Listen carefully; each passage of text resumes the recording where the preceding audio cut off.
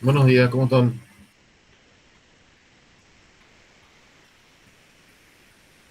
Buen día, doctor.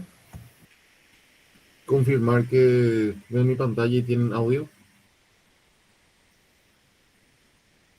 Sí se ve y se escucha.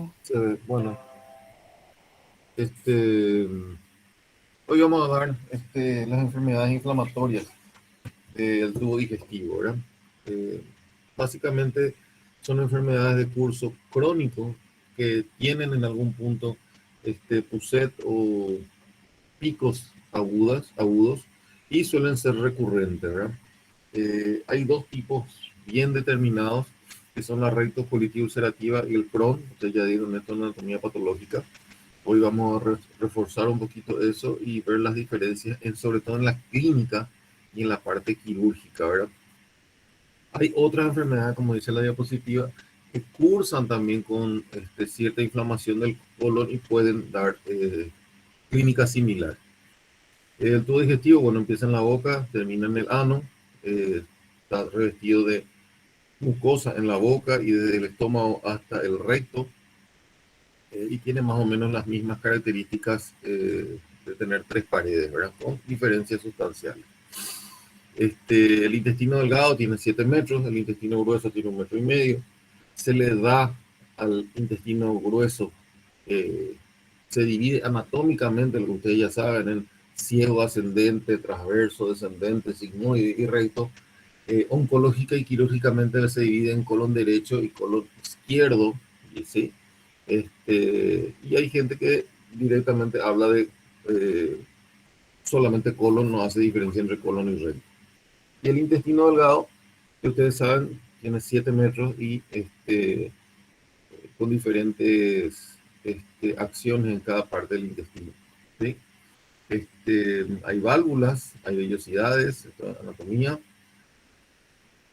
El tema del colon, que ya dieron varias veces, el colon tiene una vascularización bastante pobre, el colon no tolera bien la isquemia, el colon, si bien tiene peritoneo, no, por el tipo de gérmenes que tiene dentro, no es, no tiene buena evolución cuando se perfora el colon debido a la presencia de gran negativo, ¿verdad? En cuanto a las enfermedades intestinales, inflamatorias son más frecuentes en dos momentos de la vida, ¿verdad? En la tercera década y en la sexta década. Igual, sexo por igual, es mucho más frecuente en nuestro país la colitis ulcerativa. Es mucho más frecuente. El Crohn es bastante raro y suele empezar en jóvenes, ¿sí? La etiología, si bien hay muchas teorías, básicamente tiene que haber dos condiciones. Una es una alteración en el sistema inmune, ¿sí? Hay mayor activación de linfocitos T y B, eh, pero tiene que haber ese terreno inmunitario. Y tiene que haber una infección, o sea, ha demostrado gran, ciertos gérmenes que están presentes en estos pacientes, como ser micobacteria, E. coli o Clostridium, ¿sí?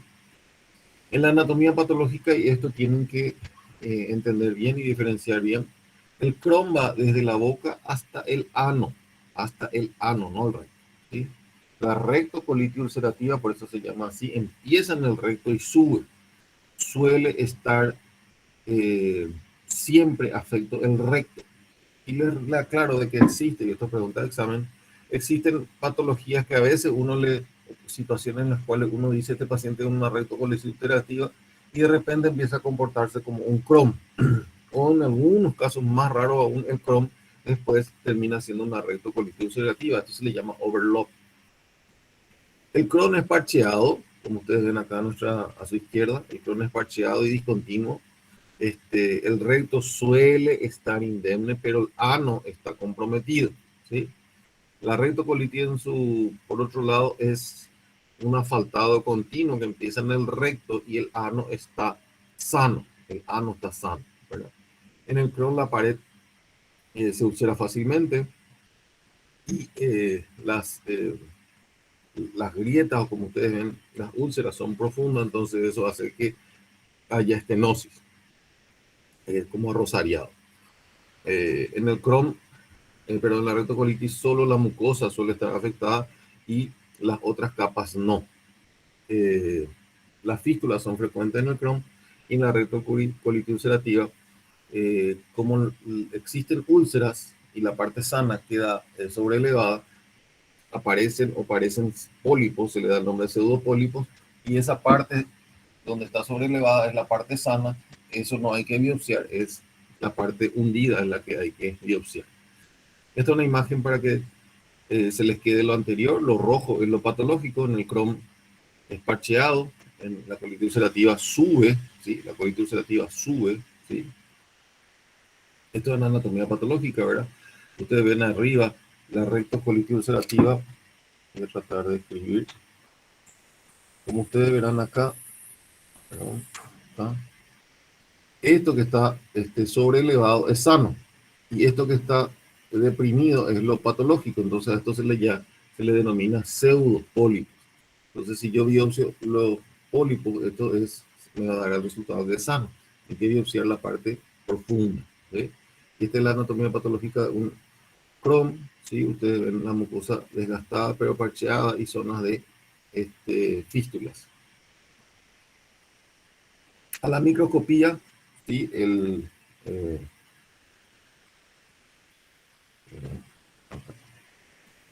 la inflamación es transmural, o sea, afecta a todas las capas. Esto es solamente mucosa y submucosa.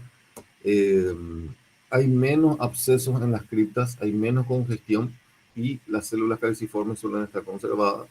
La rectocolitis suele tener más megacolon tóxico, el Crohn es más raro, pero puede también tener. Y en este caso, en el caso que haya un megacolon tóxico, sí puede haber compromiso transmural, ¿sí? Con necrosis y perforación. Puede haberse también absceso en las criptas y los granulomas son más frecuentes en la enfermedad de Crohn. ¿Sí? Anatomía patológica. ¿Qué otras cosas se han visto que están eh, presentes? Y la dieta, sí o sí. El tabaco está relacionado a algunos tipos de anticonceptivos orales y mucho es así de hace más o menos 10 años los factores psicológicos. El estrés desencadena las crisis. ¿Sí? Esta es la forma de presentación que es lo que a nosotros más nos interesa, ¿verdad? Eh, en el Crohn tiene tres formas. La forma inflamatoria, que el paciente se presenta por cuadros de diarrea, como la mucosa se ve inflamada, tiene también sangrado, doloroso, ¿sí? Y parcheado. Después, esa parte que estuvo inflamada empieza a estenosarse, ¿sí? Y esas estenosis dan lugar a la forma obstructiva. Y por último, cuando la afección transmural es importante, va a una fístula. Puede ir a la fístula entre intestino e intestino, entre intestino y vejiga, entre intestino y vagina, vía urinaria y eventualmente a la piel. En la colitis ulcerosa hay tres formas de presentación, ¿sí? Una en la que el paciente, estando la más rara por suerte, empieza a tener una diarrea acuosa, diarrea mucosa, y luego se presenta con hemorragia digestiva y dolor. Acuérdense que las hemorragias digestivas en general no duelen. Cuando yo tengo un paciente que tiene hemorragia digestiva y dolor, no se trata de una hemorragia digestiva pura. Puede ser o una colitis y una colitis rectocolitis ulcerativa en ese caso. ¿Sí? Estos son los pacientes que requieren internación, requieren bolos de metilprednisolona y en algunos casos cirugía urgente. Después tenemos la segunda forma de presentación, que es la crónica continua. Ese paciente que tiene su diarrea, tiene un poco de sangrado, tiene un poco de dolor, pero no es tan deteriorante. ¿Sí? Y la crónica intermitente, que es la más frecuente, son los pacientes que tienen su PUSET, tienen sus picos de enfermedad. Es decir, el paciente está asintomático, está súper bien, de repente alguna infección viral o el mismo estrés hace de que desencadene este, su sintomatología.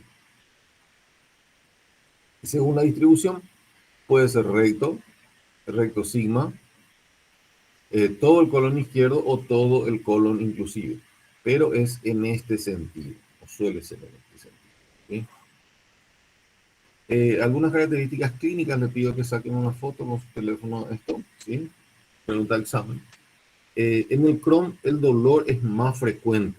¿Por qué? Porque hay inflamación transmural. En la colitis ulcerativa no suele haber tanto dolor, excepto cuando hay una complicación. El sangrado en el Crohn suele ser más intermitente y la colitis ulcerativa suele ser más frecuente, o sea, más constante y suele ser repetitivo. La diarrea en el Crohn suele ser secretora, o sea, por mala absorción, ¿sí? Y en la colitis ulcerativa da esa sensación de pujo y tenesmo. En el Crohn suele haber fiebre por las fístulas y por los abscesos.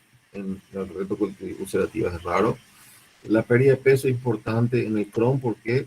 Porque afecta el intestino delgado, en la colitis ulcerativa no.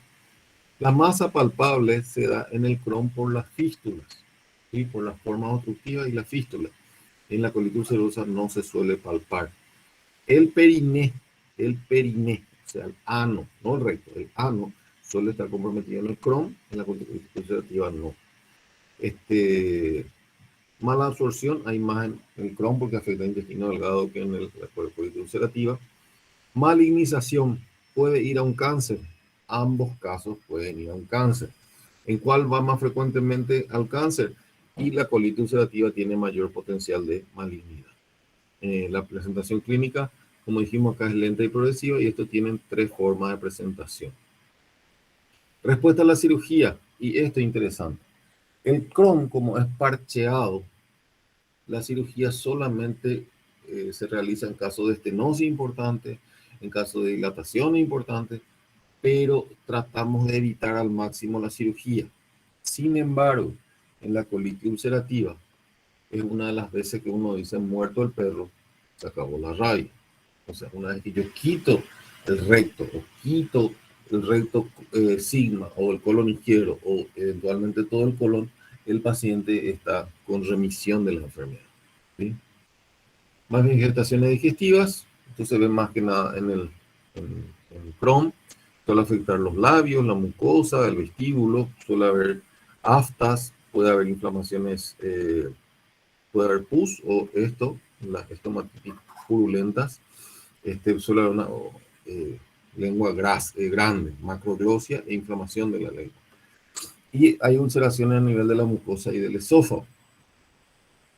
Extraintestinales, y esto es interesante, ¿sí?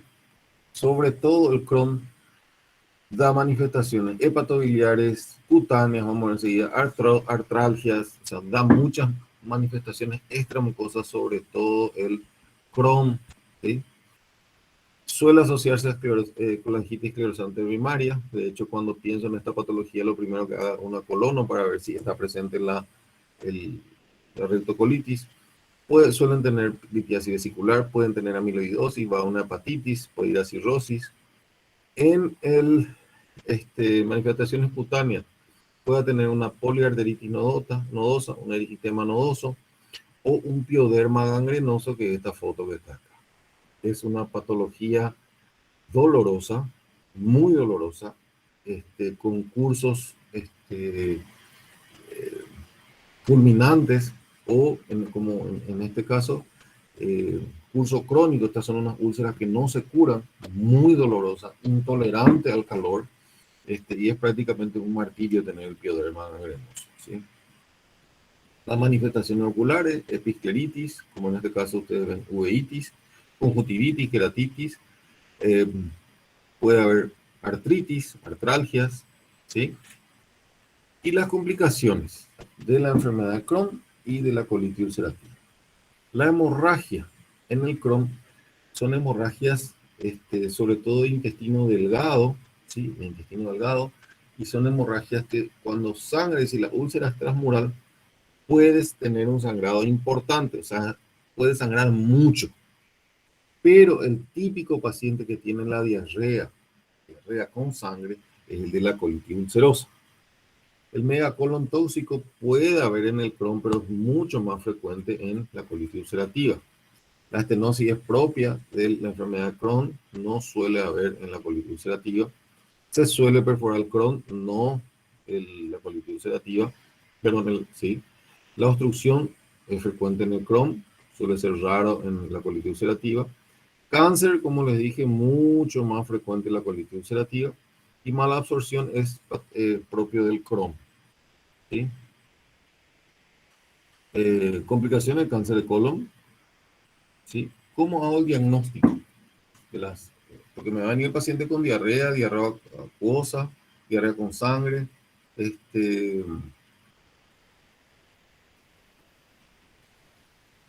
pero suele consultar ya por una historia tórpida, una historia medio prolongada. Se hace el laboratorio, puedo hacerle la radiografía, puedo hacerle endoscopía, puedo hacerle una tomografía, puedo hacerle una colonoscopía virtual, ¿sí? En el laboratorio, cosas inespecíficas. Hay leucocitosis, a veces hay trombocitosis, ese aumento de las plaquetas. Suele haber una anemia ferropénica, ¿sí? Puede haber aumento de la eritro y la proteína C reactiva, todos reactantes de fase aguda.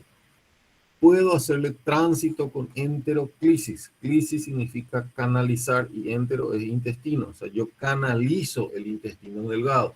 Es decir, por endoscopía me voy y dejo una sonda a nivel de la cuarta porción del duodeno y ahí envío contraste, ¿sí?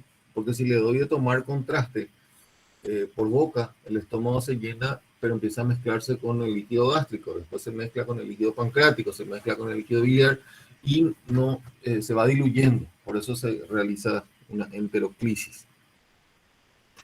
Y en el tránsito puedo ver las úlceras, una apariencia de empedrado en el intestino delgado, alguna zona de estenosis, ¿sí? Compromete el intestino en forma discontinua o parcheada, y hay una retracción del mesenterio, una mesenteritis retráctil, ¿verdad?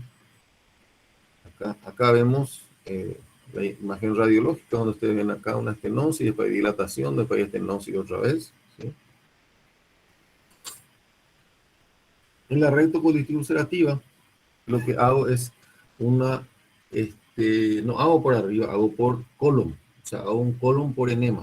Le hago un enema con contraste y ahí veo la imagen del colon, por abajo, ¿sí?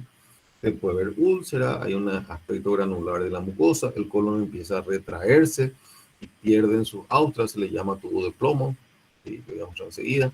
El compromiso, les reitero, es continuo. Puede haber megacolon tóxico en algunos casos, y en el caso de megacolon tóxico, se mide el diámetro del colon transverso por radiología simple, y ahí debe medir más de 6 centímetros de diámetro en el colon transverso, ¿sí? Esta imagen más o menos, donde ustedes ven que acá viene el recto, sube, esto es el transverso y este es el colon derecho. Y ustedes ven que pierde estas austras y parece un tubo de plomo, ¿sí? Acá ni qué decir, esto no tiene ni una sola austra. Austras son estas imágenes que así te da el colon, ¿sí? La endoscopía. Me conviene hacer la endoscopía en la fase activa de la enfermedad, ¿no? Cuando está remitida. Y prefiero hacer siempre una colonoscopía, ¿sí? Pero está contraindicado, pregunta de examen, en cuadros graves activos, yo tengo que hacerle cuando está activa la enfermedad, pero si está grave o hay megacolon tóxico, está contraindicada la colona porque va a perforar, ¿sí? ¿Qué ven la colitis ulcerativa? La mucosa roja, hiperémica, friable, ¿sí? Se pierde el patrón vascular, suele haber lesión o tiene que haber en la región anorrectal, la unión anorrectal, pero el recto suele estar comprometido, y un recto normal prácticamente descarta una rectocolitis ulcerativa, ¿sí? En el Crohn tengo que hacer endoscopia digestiva alta y colon, una lesión parcheada, asimétrica, hay preservación del patrón vascular, las úlceras son en sacabocado y el ilion suele estar afecto, ¿sí? Acá ustedes ven, a esto se refiere el patrón vascular, ¿sí? Vamos, acá tenemos una mucosa granular y los pseudopólipos.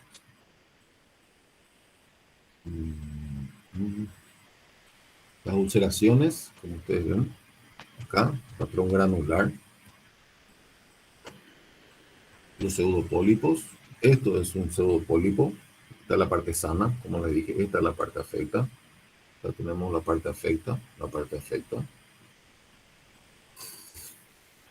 Y fibrosis, ¿verdad? Los signos endoscópicos, les reitero, el Crohn es asimétrico, la rectocolitis es simétrica, la afección suele ser continua, ¿sí? En la rectocolitis ulcerativa, el recto está comprometido, hay borramiento del patrón vascular, el eritema suele estar presente, petequias son raras, es más frecuente en el Crohn. Las úlceras lineales y las serpentiginosas son del Crohn, empedrado es de la enfermedad de Crohn, y las úlceras que rodean a la mucosa son normales. Ecografía ve ciertas complicaciones y sirve para ver afección, por ejemplo, hepática.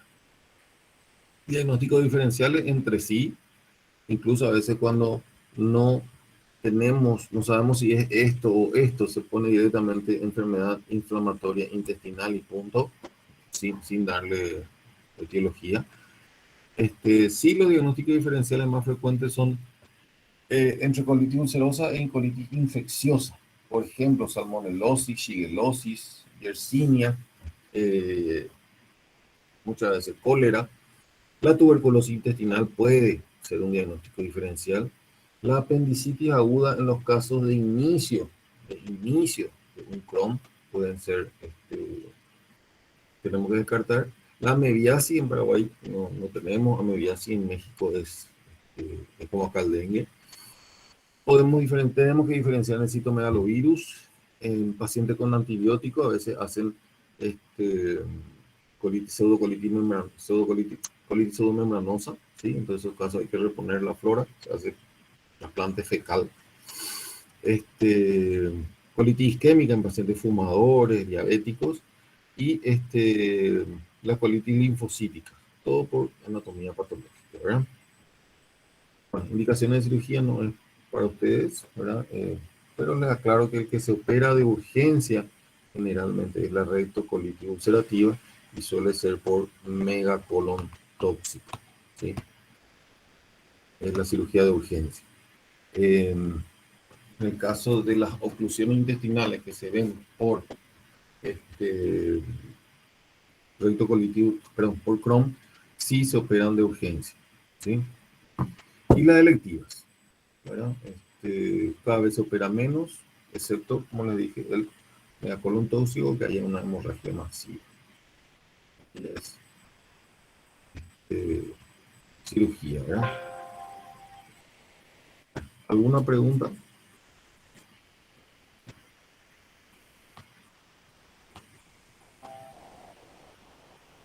¿Alguna pregunta? Creo que no, profe. No, pero bueno, nos vemos, jóvenes. Gracias, doctor. Gracias, profe. Gracias, doctor. Gracias, profe.